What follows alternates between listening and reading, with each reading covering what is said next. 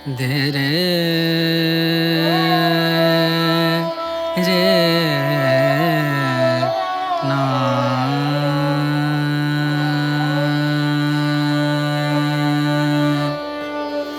এবারে যাত্রা লখনৌ, the শহর of biryani Nawab. A journey into culture, flavors and forgotten royal tales. Welcome to Lucknow. প্রবাদ আছে बनारस की सुबह और लखनऊ की शाम.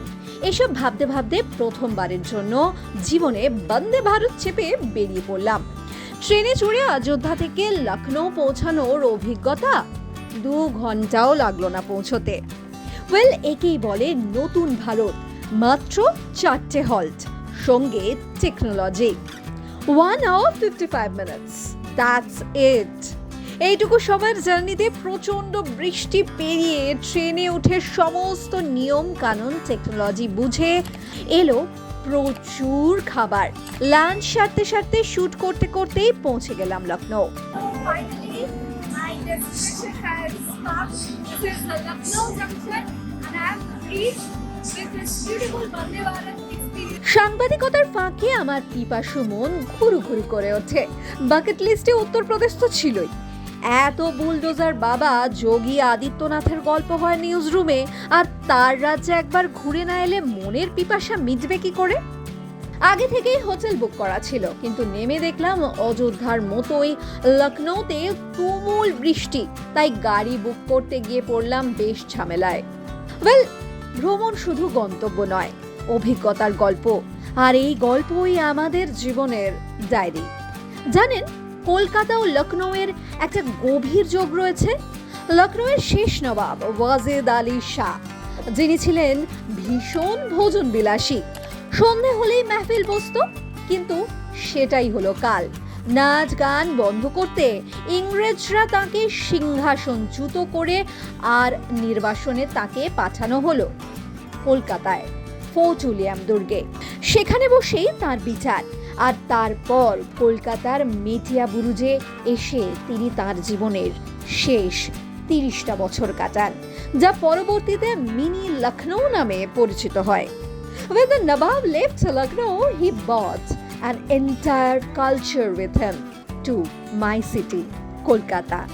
তার সাথে কলকাতা এলো প্রথম বিরিয়ানি, সঙ্গীত, ঠুমরি, নাটকের মতো এক গুচ্ছ শিল্প. কিন্তু এসব গল্প কালের অতলে তলিয়ে গিয়েছে. তবে এসব থেকে নিশ্চয়ই সাম্প্রতিক সময়ের বেশ কিছু মিল খুঁজেই পাচ্ছেন. বৃষ্টি তখন লখনৌ শহরটাকে যেন মুড়ে রেখেছে এক রহস্যে. Old alleys, misty windows. I felt like I entered a city frozen in time. হোটেলে পৌঁছে দেখলাম রুম রেডি, কারণ দেরিতে পৌঁছবো বলে আগেই ফোন করে দিয়েছিলাম. রুমে গিয়ে দেখলাম আমার জন্য চকলেট, ফল, পেস্ট্রি, কুকিজের সম্ভার রাখা. প্রথমেই রুমে লাগেজ রেখে হোটেল এক্সপ্লোর করতে চলে গেলাম.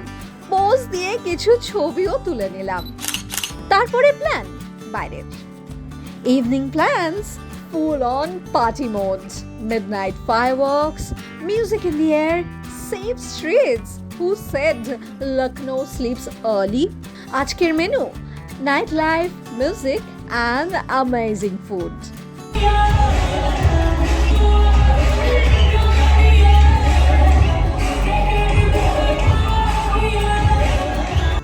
এমন নাইট পার্টি কলকাতার সাধারণ দিনে পাওয়া ভার. সো শহরের বেস্ট লোকেশন খুঁজে বেরিয়ে পড়লাম নাইট পার্টি করতে, সঙ্গে ডিনারও. লোকেশনে পৌঁছতেই দেখলাম বেশ জমজমাটি নাইট হবে আজ. খাবার, ড্রিঙ্কস অর্ডার করি মজে গেলাম পার্টি মোডে. এইভাবেই যে নাচ গান আড্ডায় কত রাত হলো প্রায় খেয়ালই ছিল না. ও ইন্টারেস্টিং, যেটা না বললেই নয়, এখানে কিন্তু মধ্যরাতে আবার শুরু হলো firework. Don't miss the midnight fireworks. That was unexpected and magical. কত রাতে যে সে পার্টি শেষ হলো তা আমারও মনে নেই. সকালে ব্রেকফাস্ট সেরেই চলে গিয়েছিলাম সুইমিং পুলে. আগের কয়েকদিনের ক্লান্তি আজ মেটানোর পালা. পুলের ভিড় বাদতেই মনে পড়লো এই লাইন. ইনফিনিটি পুলে নেমে লখনৌ শহরকে চোখের সামনে দেখতে দেখতে হারিয়ে গেলাম বেশ বেলা. Infinity pool, infinite calm, and a city that whispers its stories through every breeze. সেদিনই বাড়ি ফেরার পালা, তাই ফটাফট লাঞ্চ সেরেই বেরিয়ে পড়লাম লাগেজ নিয়ে। ঘুরতে ঘুরতে চলে যাব ফ্লাইট ধরতে। লখনৌ ভারতের উত্তরপ্রদেশ রাজ্যের রাজধানী এবং একটি গুরুত্বপূর্ণ ঐতিহাসিক ও সাংস্কৃতিক শহর। The city isn't just royal, it's revolutionary. এটি শুধু নবাবী ঐতিহ্যের জন্যই বিখ্যাত নয়, বরং সামাজিক পরিবর্তনের ক্ষেত্রেও এক গুরুত্বপূর্ণ প্রতীক স্থল হিসেবে পরিচিত। লখনৌ হিন্দি ও উর্দু সাহিত্যের পীঠস্থান। এখানে বহু কবি, সাহিত্যিক ও সংস্কৃতি কর্মী জন্মগ্রহণ করেছেন, যারা সামাজিক সচেতনতা গড়ে তুলেছেন। লখনৌ বহু নারীবাদী ও সমাজ সংস্কারমূলক আন্দোলনের কেন্দ্র ছিল। রোকেয়া সাখাওয়াত হোসেন ও বেগম রোকেয়ার চিন্তাধারার প্রভাব উত্তর ভারতের এই অঞ্চলেও পড়েছিল। ডক্টর ভীমরাও আম্বেদকরের আদর্শে অনুপ্রাণিত বহু দলিত আন্দোলন লখনৌ থেকেই শক্তি পেয়েছে। বহু স্মৃতিস্তম্ভ ও পার্ক, যেমন আম্বেদকর মেমোরিয়াল পার্ক, এখানে গড়ে তোলা হয়েছে, যা দলিত সমাজের সামাজিক উত্তরণ ও ক্ষমতায়নের প্রতীক। এই শহর ভারতের সামাজিক পরিবর্তনের এক জীবন্ত প্রতীক। জনেশ্বর মিশ্র পার্ক ৩৭৬ একর এর ওপর তৈরি এশিয়ার সবচেয়ে বড় আরবান পার্ক। রাস্তায় দেখলাম বর্তমান চিফ মিনিস্টার যোগী আদিত্যনাথের বাড়িও। এটা না দেখলে মিস, কারণ বুলডোজার বাবা যে এখানেই থাকেন। এসে গেছে আমার বিরিয়ানি আর কালি মির্চ চিকেন। অলরেডি মানে দেখতে অসম, অলরেডি প্লেটে নিয়ে নিয়েছি কারণ আর থাকা যাচ্ছে না। সঙ্গে রায়তা দিয়েছে, ঝোল দিয়েছে, আর এটা ছাড়া আরও একটা আসছে, সেটার জন্য অপেক্ষা। চিকেন আফগানি, চিকেন কালি মির্চ, গালাওটি কাবাব, মাটন বিরিয়ানি। যিনি অর্ডার নিচ্ছিলেন তিনিও আবার অদ্ভুতভাবে বাঙালি। শেষ পর্যন্ত তিনিই বললেন, ম্যাডাম এত জিনিস তো খেতে পারবেন না, আর ফ্লাইটে নিয়ে যেতে গিয়েও নষ্ট হয়ে যেতে পারে। কিন্তু আমি শেষ পর্যন্ত বাড়িতে সবার জন্যই লখনৌ থেকে কিন্তু কিছু না কিছু খাবার বয়ে এনেছিলাম, ট্রাস্ট মি। ও যেটা না বললেই নয়, খাবার শেষে এক টুকরো শাহী টুকরা নিয়ে বেরিয়ে পড়লাম শহর ভ্রমণে। ঘুরতে এসে মায়ের জন্য গিফট নিতেই হয়। শপিং সেরেই চলে গেলাম মিনি উত্তরপ্রদেশে। এই পার্কে রয়েছে গোটা উত্তরপ্রদেশের ঝলক।